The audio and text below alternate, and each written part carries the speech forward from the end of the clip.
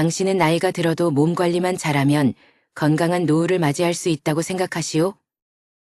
나도 60대, 70대까지만 해도 그렇게 생각하고 내 몸은 돌보지 않았지. 하지만 나이 80이 넘어가니 이제는 운동을 해도 소용없고 몸에 좋다는 보약을 챙겨 먹어도 전부 다 부질없다는 걸 알았어.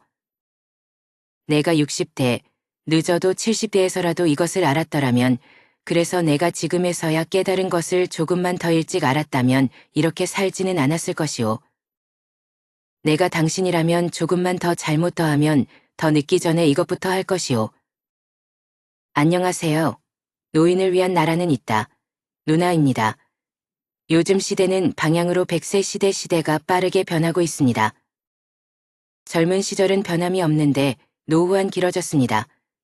물론 100세 시대라고 해서 누구나 100세까지 살지는 않습니다.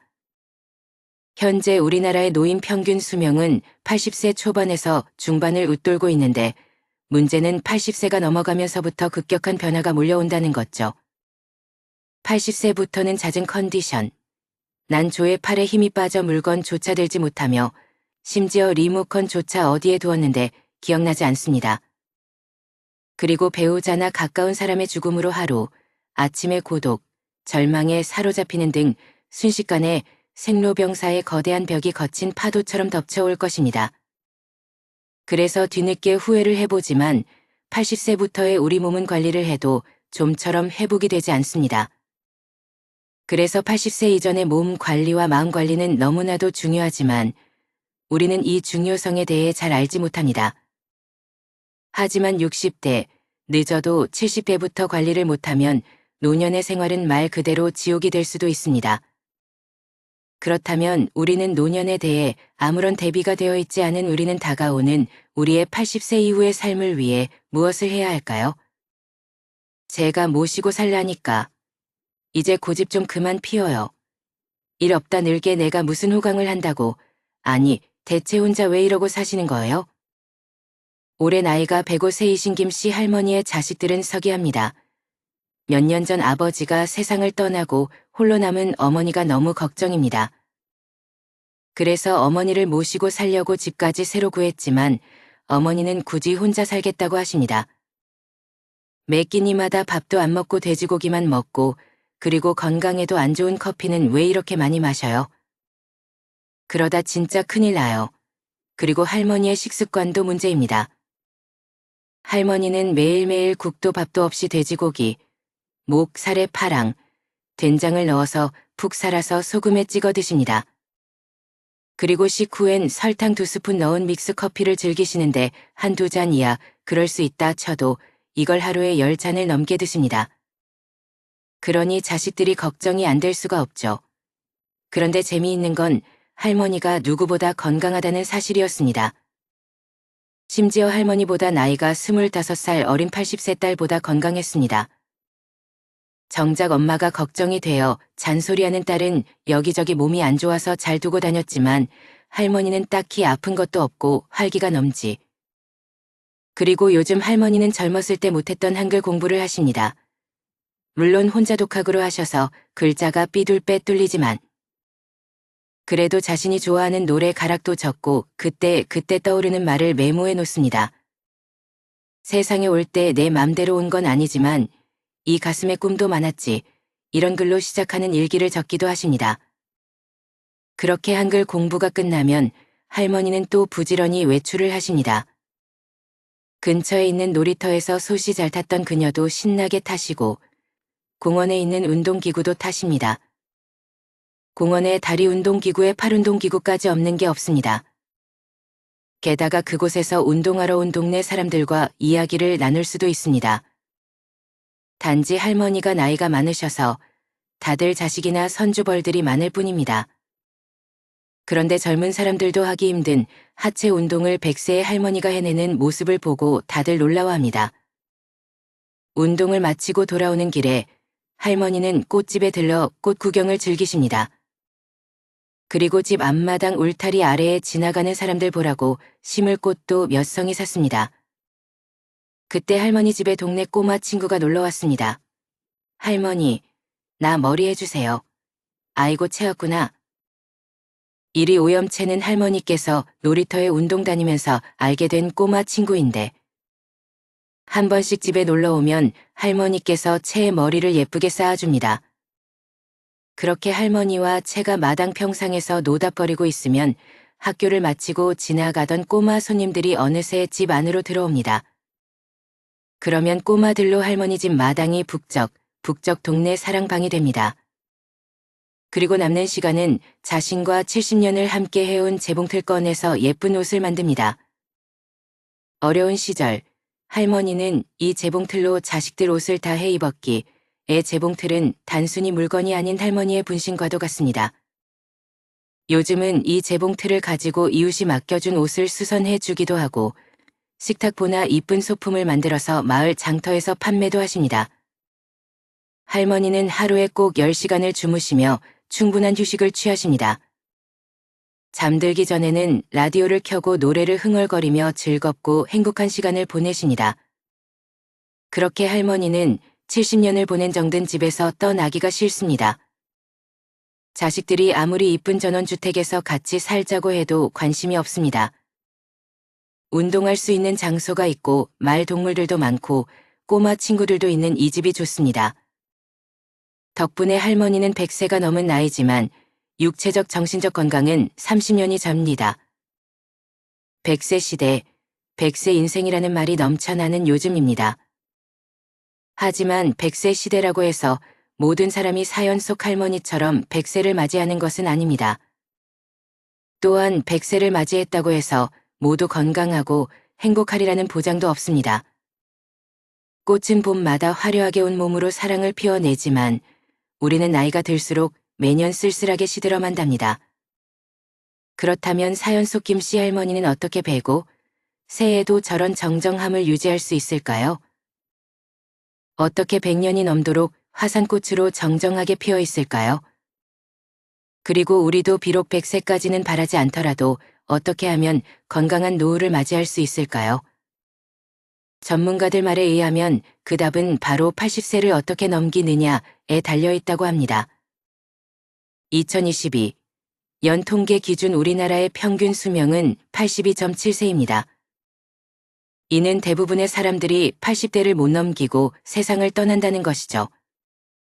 사람의 몸은 나이가 들어감에 따라 내부 장기의 세포 숫자가 감소하게 됩니다. 이것이 인체 내부의 기능이 저하되는 원인이라고 볼 수 있는데요. 세포의 수가 감소하고 그 움직임도 예전만큼 활발하지 못한 것, 의학적으로 의사들은 이것을 노화 현상이라고 부릅니다. 우리는 나이가 들어가면서 근육량과 체세포 양은 줄어들지만 체내의 지방량은 늘어나게 됩니다. 그리고 성호르몬이 감소하여 골 밀도가 저하되어 뼈도 쉽게 부러지면 연골에 문제가 생겨서 관절염이 생기기 시작합니다.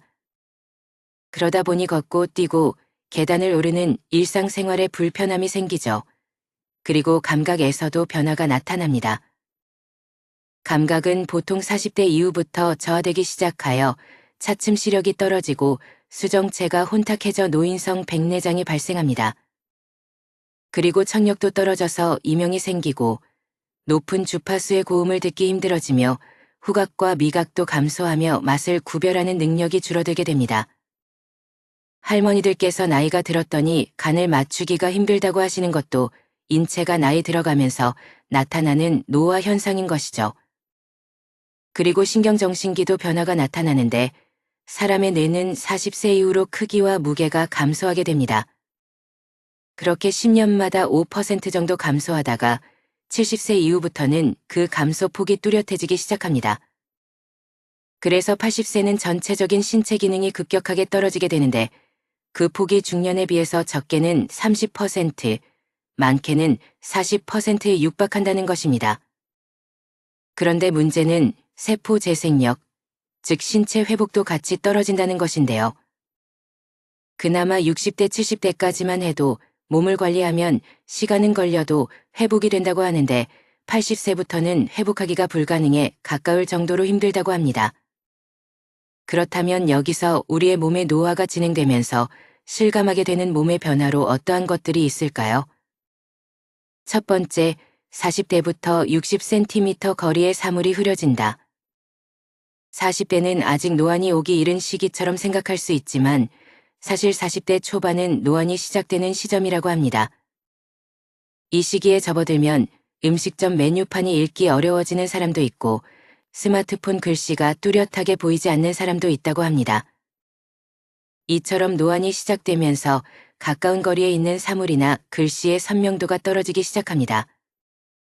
두 번째, 제산제의 섭취 빈도가 높아진다. 제산제는 위산을 중화하며 속쓰림이 있을 때 먹는 약입니다. 우리는 나이가 들면 흉부에서 느껴지는 불편함이 목으로 올라오는 경우가 많아집니다. 그러니 제산제 섭취 빈도가 높아질 수밖에 없다는 것입니다. 세 번째, 관절 통증은 노화의 일부다. 나이가 든다고 해서 모든 사람이 관절염 증상을 보이는 건 아닙니다. 하지만 나이를 먹으면서 관절염이 생길 확률이 높아지는 것은 사실이죠. 우리나라 65세 인구의 절반가량이 관절염을 앓고 있는데 이들의 증상은 대체로 골관절염이라고 합니다. 나이를 먹으면 뼈를 보호하는 조직이 닳기 시작하여 관절염의 위험률이 높아지는데요. 조직이 전부 사라지게 되면 뼈끼리 마찰을 해서 통증도 심해집니다. 네 번째, 여성이나 아이의 목소리를 듣기 어려워진다. 여성과 아이는 목소리의 톤이 높은 편입니다. 우리 귀 속 모세포들은 음파를 전달하는 역할을 하는데 나이를 먹으면 모세포의 활동이 저하되기 시작하면서 높은 톤의 소리에 둔감해지기 시작합니다. 다섯 번째, 키가 줄어든다. 남성은 30세에서 70세 사이에 대략 2.5cm 정도의 키가 줄고 여성은 5cm가 줄어드는 경우도 있다고 합니다. 그러다 80대가 되면 키가 더 줄어드는데 이는 관절 사이에 연골이 손상을 입고 척추를 누르기 때문입니다. 또한 근육이 약해지고 골밀도가 낮아지는 것도 키가 줄어드는 원인일 수 있습니다. 여섯 번째, 변비에 잘 걸린다. 나이가 들면서 식습관이 바뀌고 신체 활동량이 줄어들거나 특정한 약물을 복용 또는 건강상 문제가 생기면서 변비가 일어나기 쉬운 몸이 됩니다. 단, 이 부분은 식이섬유가 풍부한 음식을 먹고 활동량을 늘리면 개선될 여지가 충분히 있습니다. 일곱 번째, 낯선 부위에 털이 난다. 남성뿐 아니라 여성 역시 폐경기 후에는 머리카락이 빠지게 됩니다. 하지만 얼굴이나 위십술처럼 평소에 나지 않던 부위에 갑자기 털이 생기기도 합니다. 이는 테스토스테론이 늘고 에스트로겐이 부족해지면서 나타나는 노화 현상입니다. 여덟 번째, 젊은 사람보다 잠을 덜 잘 이유가 없다. 나이를 먹으면 잠이 줄어든다는 말이 있습니다. 그리고 실제로 젊은 사람들에 비해 나이 든 사람은 실질적으로 새벽잠이 없는 것처럼 보이기도 하죠. 하지만 이것은 건강 상태가 나쁘거나 수면을 방해하는 스트레스 또는 약물 부작용으로 일어나는 현상일 수 있습니다. 우리는 나이와 관계없이 여전히 적정 수면 시간을 취하는 것이 좋습니다. 그렇게 여기까지 대표적인 노화 현상에 대해 알아보았는데요. 그렇다면 이번에는 이러한 노화 현상이 일어나는 노년을 맞아 우리는 어떻게 하면 80세가 넘어서도 몸과 마음을 건강하게 유지할 수 있을까요? 어떻게 하면 80 이후의 노년을 즐겁고 행복하게 보낼 수 있을까요? 첫 번째, 노후 생활도 학습이 필요합니다. 이것은 올해 85세를 앞둔 지인 어르신의 말씀입니다. 치밀하게 준비되지 않은 노후가 걱정스럽긴 하지만 그나마 위로가 되는 점도 있다고 합니다. 바로 70대의 건강을 잘 지키면 80대 이후에도 노후의 건강을 유지할 수 있다는 깨달음 덕분이라고 하십니다. 그러면서 노후에도 공부가 필요하다고 하는데요. 70대는 받아들이는 공부를 하는 것이 아니라 배워온 것들을 쏟아내는 공부가 되어야 한다고 합니다. 70대 이전까지 익숙해진 것들은 80대에도 어느 정도 유지될 수 있다고 합니다. 하지만 70대의 모든 것을 포기하고 은둔하게 되면 남은 기간 동안 타인의 도움을 받을 수밖에 없게 된다고 합니다. 지금 몸에 밴 습관들은 80대가 되어서도 자연스럽게 이어갈 수 있다고 합니다. 하지만 70대에 아무것도 하지 않으면 80대에는 정말로 아무것도 할 수 없게 된다고 하십니다. 그런데 이분도 사실 70에 접어들면서 의기소침하기는 했다고 하십니다. 평생 건강하리라 믿었던 몸에 배신을 당한 듯한 기분이 들었기 때문이었습니다. 이분은 일생 동안 병원을 다닌 기록이 10번도 안 된다며 자랑스럽게 큰 소리를 쳤다고 합니다. 그러나 70대에 접어들면서는 평생 다녔던 것보다 더 자주 병원을 전전해야 했다고 하십니다. 병의 원인은 대부분 퇴행성 질환이었습니다. 갑자기 증상이 심해져서 응급실까지 가야 했었다고 하십니다. 그러시면서 퇴행성 질환의 잘못을 탓할 일은 아니라고 70년을 사용했으니 그만하면 다행이라고. 그러니 지금부터는 70년 이상을 사용해온 몸을 잘 보살펴줘야 할 때라고 하십니다. 70대에 나타나는 노화 현상을 겪으며 두려움과 의기소침, 그리고 분노를 느끼기도 했다고 합니다. 하지만 나중에는 이것이 자연스러운 현상임을 받아들이며 점차 마음의 여유를 찾게 되었다고 하십니다. 또한 전문가들도 노화 현상의 개인차가 가장 많은 시기가 70대라고 합니다. 그때부터 건강한 사람과 그렇지 못한 사람과의 차이가 급격히 나타나며 그 차이가 80대 이후의 삶을 결정한다고 합니다. 그래서 지인 어르신은 말씀하십니다. 여러분들이 지금 70대라도 아직 기회는 있다고 말입니다. 두 번째, 노년에도 할 일은 있습니다. 저희 마을에는 올해 82세 용달 트럭 기사분이 계십니다. 사람들이 시골에 와서 살다 보면 트럭은 없는데 소소하게 짐을 옮길 일이 가끔 생기는데요. 그래서 지역 신문을 보고 연락을 하면 언제나 달려오시는 건 이 82세 할아버지이십니다. 물론 할아버지는 나이가 있으시기 때문에 속도가 조금 느리십니다. 그래서 손님들은 처음에는 할아버지를 보고 당황하기도 하지요. 짐을 옮기는 걸 도와달라고 기사를 불렀는데 도리어 손님이 기사를 도와야 할 판이니까요. 그런데 그런 불신도 잠시 할아버지의 노하우와 꼼꼼한 일솜씨를 보면 생각이 달라집니다. 할아버지는 줄과 천을 이용하여 짐을 고정하는 솜씨가 일품이십니다.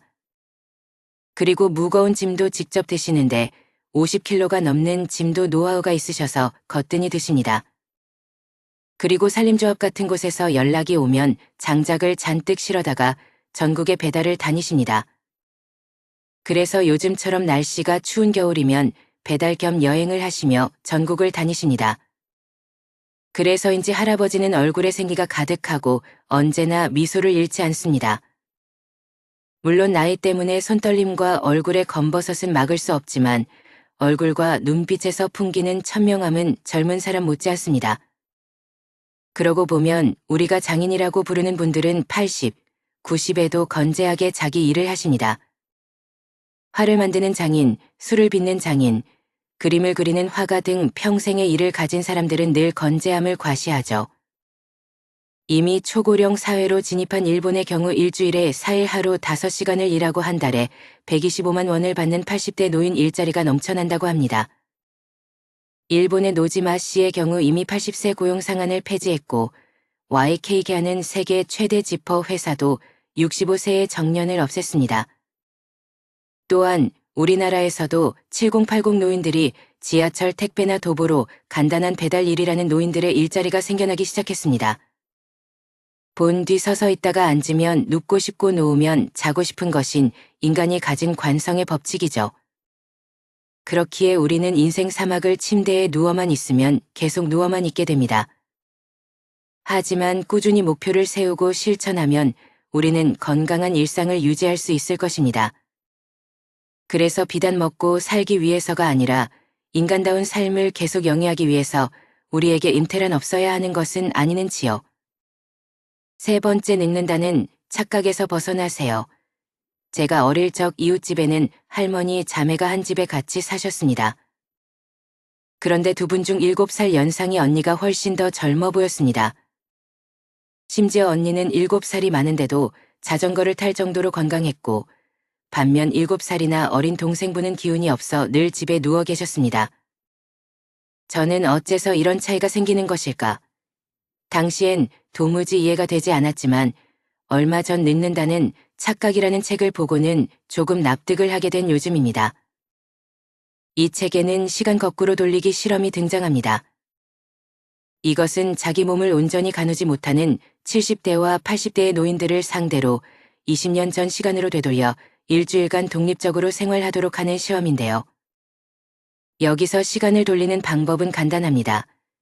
그 시절의 뉴스와 영화를 보고 그때의 생활을 그대로 재현하는 것이죠.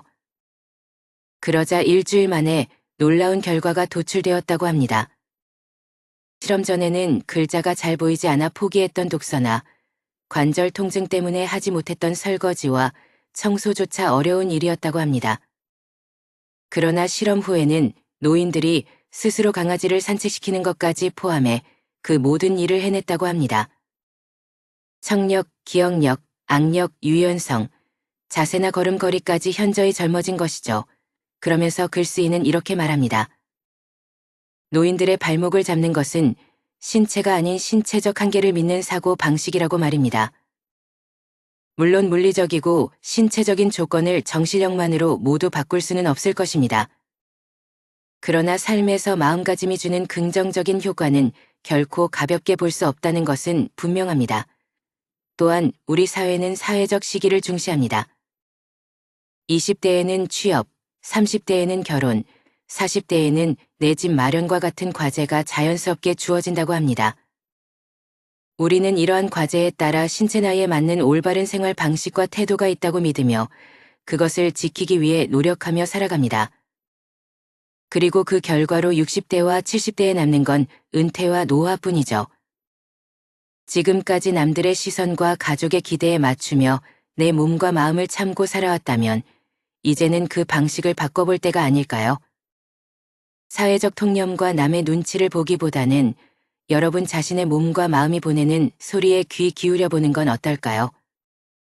늘 먹던 것, 항상 가던 것도 좋지만 새로운 음식을 먹고 가보지 않은 것을 한번 가보는 것입니다. 그렇게 구부정해지라는 마음을 한번 더 쭉 펴보시는 것은 어떨까요? 네 번째, 치매 때문에 불안하지 않았으면 좋겠습니다. 얼마 전 치매 치료제가 나왔다는 보도를 본 적이 있습니다.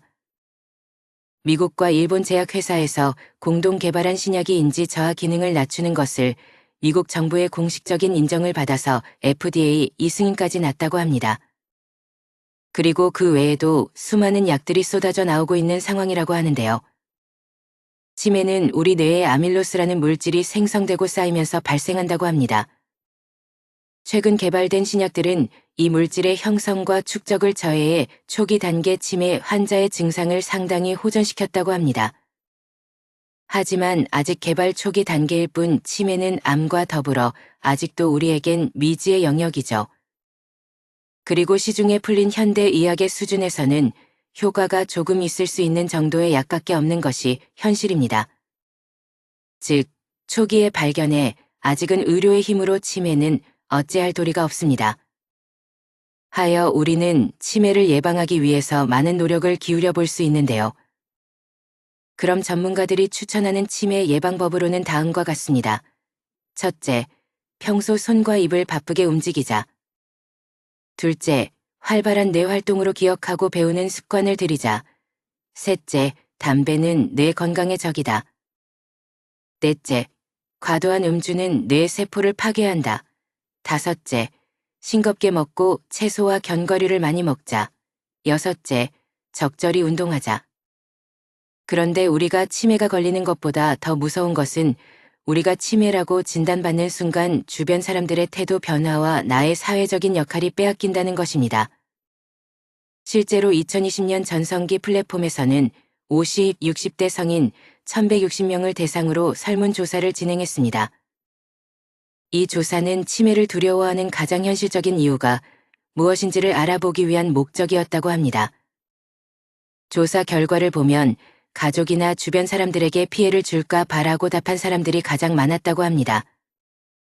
이는 우리가 치매를 두려워하는 가장 큰 이유가 치매에 대한 부정적 인식이 너무 강하다는 것을 시사합니다. 하지만 우리나라는 곧 치매 100만 인구 시대를 앞두고 있다고 합니다. 그래서 치매는 남의 문제가 아니라 결국 나 자신의 문제일 수 있음을 깨달아야 합니다.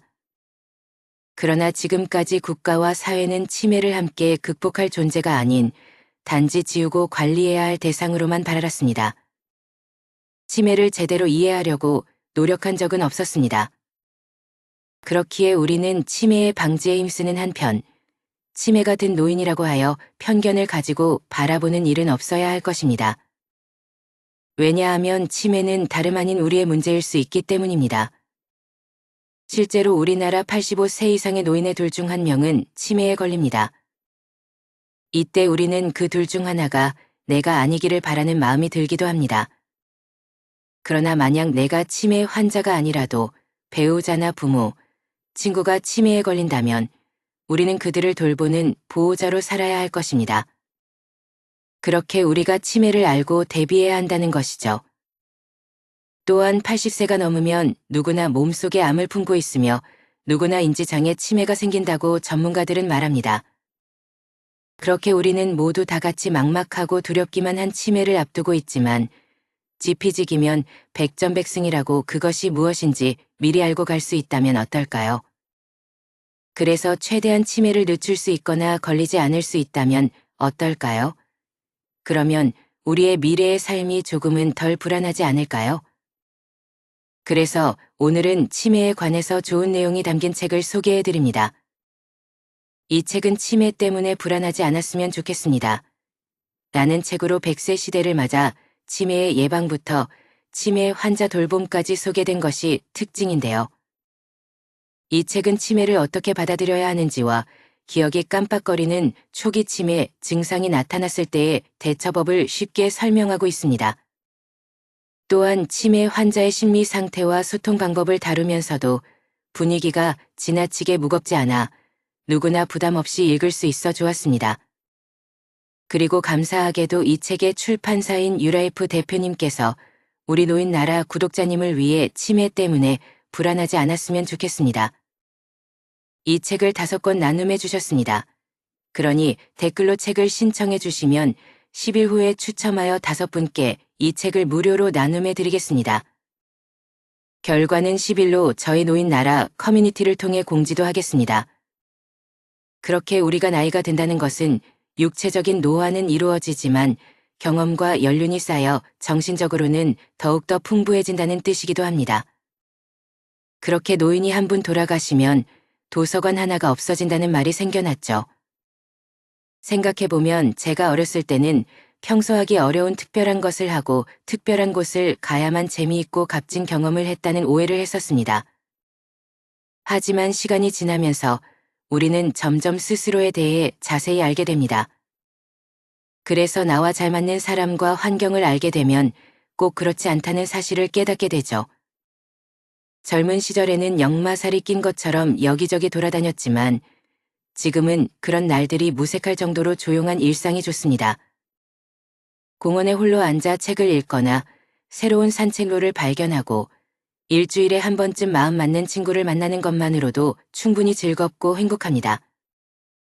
젊었을 적 내가 좋아서라기보다는 다들 하니까 해야 한다는 의무감에 시달렸고 막상 해보니 별거 없다는 실망감에 시달렸던 것과는 많이 달라졌습니다. 타인의 시선이나 인정 없이도 순전히 내가 좋아서 할 수 있는 일들을 찾았어야 했는데 그때는 그러지 못했습니다. 하지만 조금씩 나이가 들면서 재미난 일이 별것이 아니며 누군가에게 인정을 받아야 하는 게 아니라는 사실을 알게 되었습니다. 다른 사람들의 시선을 신경 쓰며 자신을 검열하고 스스로에게 지나치게 엄격한 기준을 들이던 일들은 점차 줄어들었습니다. 대신 나 자신과 함께 평온한 시간을 보내는 순간들이 점점 늘어나게 되었죠. 그렇게 저는 앞으로 펼쳐질 제 노년이 걱정이 되지 않는다면 거짓말이겠지만 한편으로는 기대가 되는 것 또한 사실입니다. 무엇이 내 행복에 있어 중요한지와 중요하지 않은지를 분별하는 능력이 점점 더 좋아지지 않을까 생각합니다. 그래서 의미 없는 것들보다 나에게 진정으로 의미 있는 것들을 추구하는 지혜도 함께 늘어나지 않을까 기대하게 됩니다. 그리고 그뿐만 아니라 나이가 들수록 작은 일에도 크게 상처받거나 쉽게 좌절하는 일이 덜한 것 또한 나이 듦의 장점입니다. 무슨 일이 생겨도 경험을 통해 이 정도의 일은 얼마든지 일어날 수 있고 누구의 잘못도 아님을 머리가 아닌 마음으로 이해하기 때문이죠. 한편 여러분들의 댓글을 보면 가끔 참 가슴 아픈 사연들이 많은데요. 그 중에서도 새해 들어 특히 눈길을 끈 사연은 40년, 50년 넘게 고생만 하며 살아왔다는 내용이었습니다.